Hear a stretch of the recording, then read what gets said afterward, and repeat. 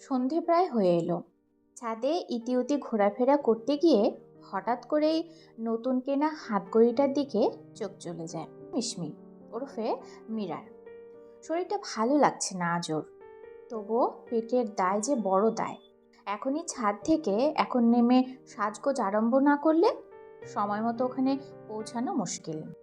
আসলে মিশমি যে ওর আসল নাম নয়, কাজের খাতিরে এরকম নাম নিয়ে থাকতে হয়। প্রথম প্রথম হাই প্রোফাইল পার্টিতে কেউ নাম জানতে চাইলে নিজের অজান্তেই ওর মুখ ফসকে বেরিয়ে আসতো মীরা নামটা। কেউ কেউ গালে টুসকি মেরে বলতো, ওহ মীরা, সো ব্যাকডেটেড নাম। এসব পেশায় নামটা করতে গেলে একটু আধুনিক হওয়া চাই। আধুনিক নাম, আধুনিক আদব কায়দা জানলেই তবেই না উঁচু দরের ক্লায়েন্টকে বশ করা যাবে। সেই থেকে ধীরে ধীরে নিজেকে পাল্টিয়েছে ও। যাই হোক, আপাতত এসব কথা ভাবা ছেড়ে নিজেকে তৈরি করে মিশমি। বিদেশি কোম্পানির মাস্কারা, লিপস্টিকে মোহময়ী সাজে সজ্জিত করে তোলে ও। গলির মুখে আসতেই কানে আসে উড়ো কথা। প্রতিবেশী বাড়ির বোস গিন্নি আর মজুমদার গিন্নির বাক্যপান ধেয়ে আসে মিশমিকে উদ্দেশ্য করে। বোস গিন্নি বলেন, ওই চললেন ধিঙ্গি মেয়ে, বিকেলে দেখলাম ছাদে দাঁড়িয়ে আছে হট প্যান্ট পরে। সত্যি, কোন কুক্ষণে যে এই এক সপ্তাহ আগে সরকারদের বাড়িতে ভাড়া নিয়ে এলো কে জানে। সব উচ্ছন্নে যাবে এবার। রাত হলে যে কি কাজ করতে বেড়ায় তা কি বুঝি না আমরা।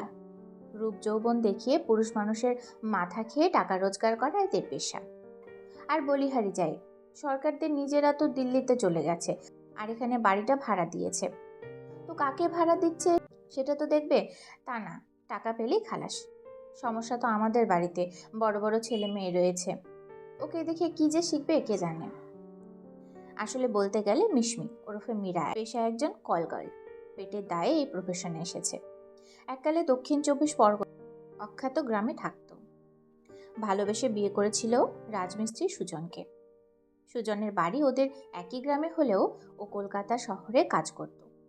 মীরাকে সুজন বলেছিল একসাথে দুজনে কলকাতায় ভালোবাসার ঘর বাঁধবে।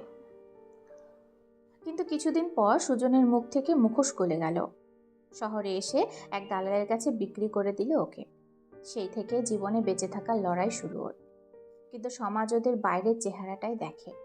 ওদের কথায় কোনো সাড়া না দিয়ে চুপচাপ পাশ কাটিয়ে চলে যাচ্ছিল মিশমি। এমন সময় মজুমদার গিন্নি ওকে ডেকে বলেন, শোনো মেয়ে, এই পাড়াতে থাকতে গেলে ভদ্র সভ্যভাবে থাকবে, নইলে আমার কর্তাকে বলে তোমাকে উঠিয়ে ছাড়বো। জানো তো উনি পুলিশের বড় কর্তা। তখন মাথা নিচু করে আমার পায়ে এসে ধরতে হবে তোমাকে। এই বলে প্রচ্ছন্ন বিদ্রুপের হাসি হাসেন উনি। মিশমি ওনার সঙ্গে কোনো কথা না বাড়িয়ে এগিয়ে যায়। এই পেশায় আসার পর এরকম কথা শোনা বা হুমকি অভ্যেস হয়ে গেছে ওর। প্রথম প্রথম খারাপ লাগা বা চোখে জল আসলেও নতুন করে আর কিছু খারাপ লাগে না এখন। গলি ছেড়ে বড় রাস্তায় ওঠে, ক্যাবে উঠে বসেও গাড়ি ছোটে কলকাতা থেকে টকির দিকে। টাকির হোটেলে গিয়ে নির্দিষ্ট রুমে পৌঁছায় মিশমি। কিছুক্ষণের মধ্যেই রাতের অতিথি হিসাবে যিনি ঘরে ঢোকেন তাকে দেখে অবাক। এ তো পাশের বাড়ির মিস্টার মজুমদার, যার বউ আজ খুব কথা শোনাচ্ছিল। নিজেকে সামলে নেয়ও। মিশমিকে কাছে টানতে গিয়েও মিস্টার মজুমদার ঘুণাক্ষরেও কিছু বুঝতে পারেন না। কিছুক্ষণ পর নেশার ঘরে বেহুশ হয়ে পড়েন। নিজের মোবাইলে কয়েকটা ফটো ক্লিক তোলে মিশমি।